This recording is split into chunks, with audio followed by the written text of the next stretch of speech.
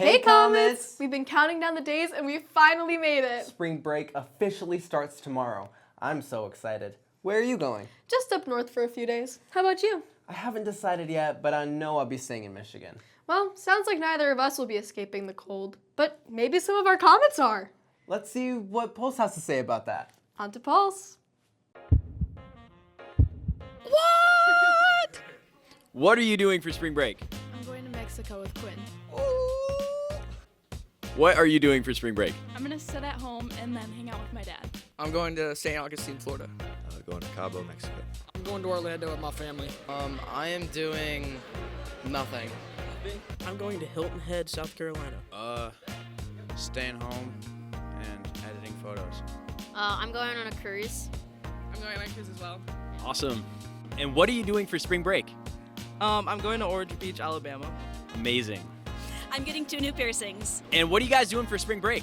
Going to Florida. We going to Florida. I'm going to Florida. We going to Wow, that sounds amazing. I know, right? Some of you guys are making me jealous. Hey, that reminded me. Did you hear that Olivia Rodrigo is coming out with a new album? Sure do. I'm still a little sour because we don't know when it's coming out yet. Anyway, let's have Sabrina tell us what else is trending. Go ahead, Sabrina. Hey Comets, welcome back to What's Trending. Starting off, Olivia Rodrigo is officially working on new music.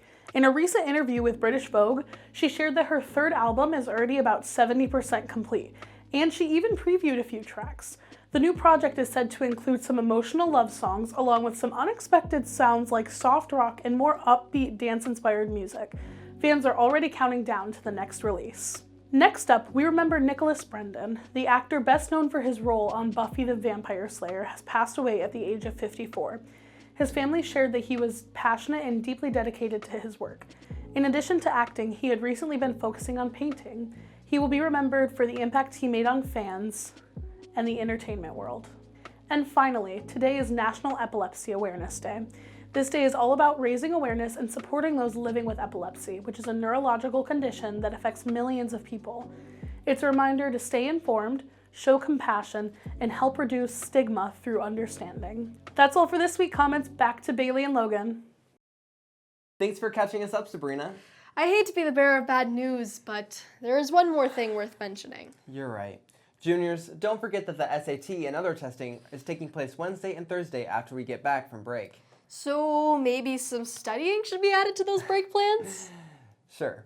Anyways, let's get back to the fun stuff. We've got Audrey Sefton on Around the Diamond this week. How cool! Let's have her fill us in on all things girls tennis related. Go ahead, Finley. Hi Comets, welcome back to Around the Diamond. I'm here with Audrey. Hi. Are you ready to get started? Yeah. Okay. How long have you been playing tennis? For 3 years. Ooh. What are your plans for after high school? I want to go into nursing school, hopefully become a nurse. That's so fun. Would you rather read minds or see the future? See the future. Me too. Do you like playing singles or doubles?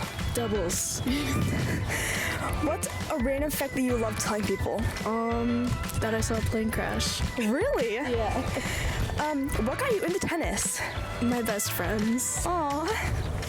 Would you rather always be 10 minutes late or always be 10 minutes early? 10 minutes early. Me too. What's the hardest part of tennis?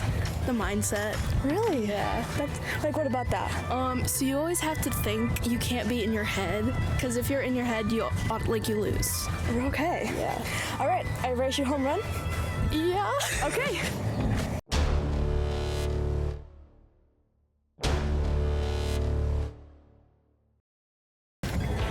Nice shot. Thank you. Thank you for joining us. Thank you.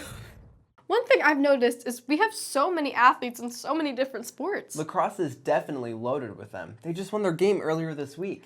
Let's have Nicholas tell us what else the Comets did. Switching it over to sports. What's up, Comets? It's Nicholas here with your weekly sports update.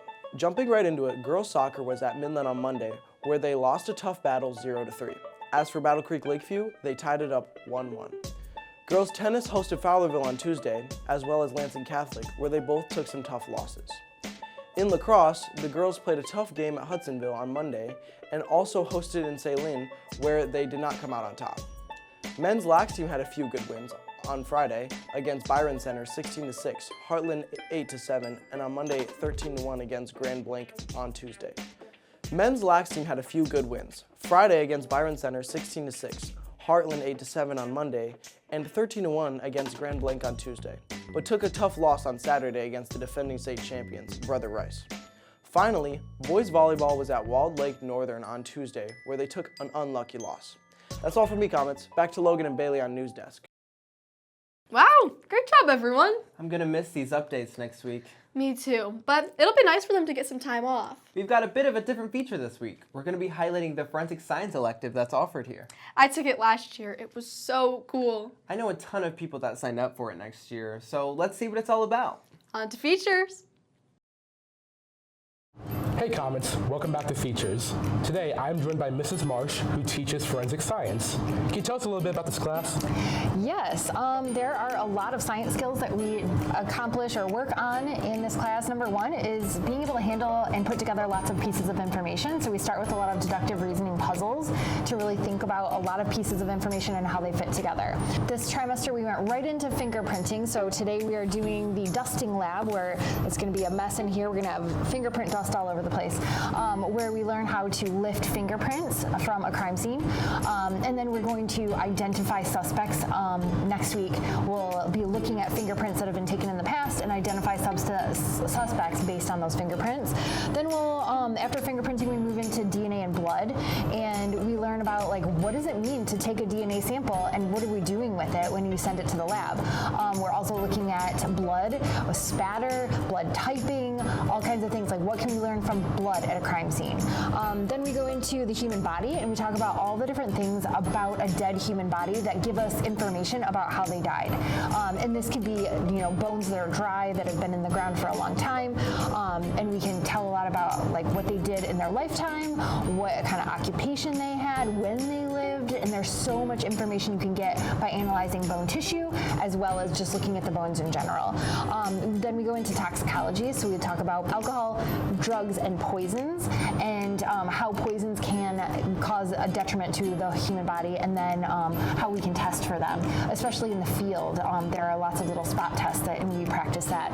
Then we do, if we have time, hair and fibers. So we look at our own hair under the microscope. So everybody pulls out some of their own hair, and we look at it and we compare, see how our hair looks different under the microscope. Because even if we have really similar looking hair visually, it might look completely different under the microscope. So some really interesting stuff there on how to identify people at a crime scene based on hair samples. So lots of different stuff. We're using the microscopes. We're hands-on all the time. We're doing a lot of really cool things in here. Wow, that sounds awesome. Can you give us a few examples of real-world careers that use these skills? Yeah, so the forensic scientist, there's not really a thing called that is a forensic scientist. They're kind of like the hub where all the experts come together. So there are fingerprint experts, there are toxicology experts, there are human body experts, there are so each one of these things that we study is its own set of jobs. So even if you're an artsy person, you can still have play a role in the whole larger field of forensic science. So awesome. That sounds like a really fun class. Mrs. Marsh, thank you for joining us. That's all from us, Comets. Back to Logan and Bailey. That's awesome. Hopefully I end up in that class next year. It's definitely worth it. I think that's all we've got for you guys this week. Enjoy the week off and all of your exciting plans. See you after break, Comets. We're out.